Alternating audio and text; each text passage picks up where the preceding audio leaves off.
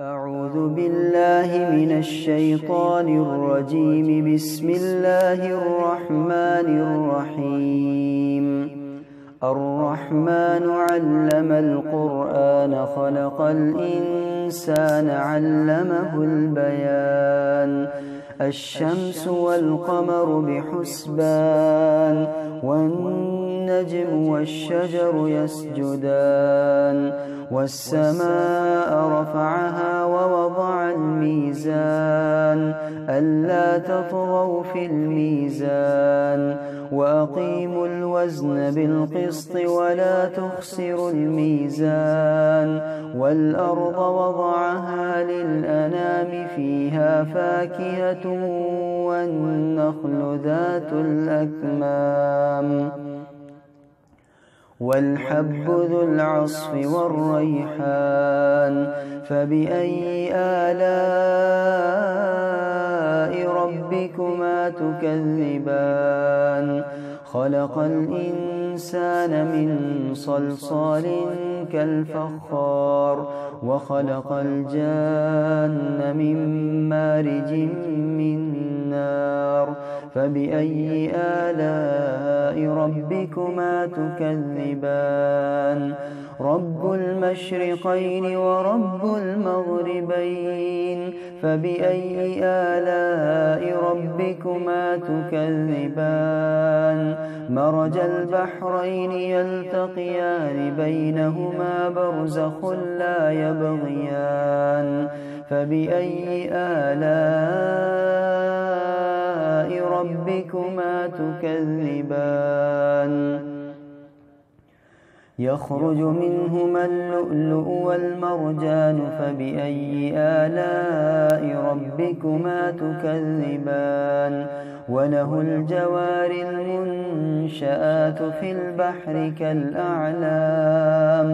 فبأي آلاء ربكما تكذبان؟ كل من عليها فان ويبقى وجه ربك ذو الجلال والإكرام. فبأي آلاء ربكما تكذبان؟ يسأله من في السماوات والأرض كل يوم هو في شأن. فبأي آلاء ربكما تكذبان؟ سنفرغ لكم أيها الثقلان. فبأي آلاء ربكما تكذبان؟ يا معشر الجن والإنس إن استطعتم أن تنفذوا من أقطار السماوات والأرض فانفذوا لا تنفذون إلا بسلطان. فبأي آلاء ربكما تكذبان؟ يرسل عليكما شواظ من نار ونحاس فلا تنتصران. فبأي آلاء ربكما تكذبان؟ فإذا انشقت السماء فكانت وردة كالدهان. فبأي آلاء ربكما تكذبان؟ فيومئذ لا يسأل عن ذنبه إنس ولا جان. فبأي آلاء ربكما تكذبان؟ يعرف المجرمون بسيماهم فيؤخذ بالنواصي والأقدام. فبأي آلاء ربكما تكذبان؟ هذه جهنم التي يكذب بها المجرمون يطوفون بينها وبين حميم آن. فبأي آلاء ربكما تكذبان؟ ولمن خاف مقام ربه جنتان.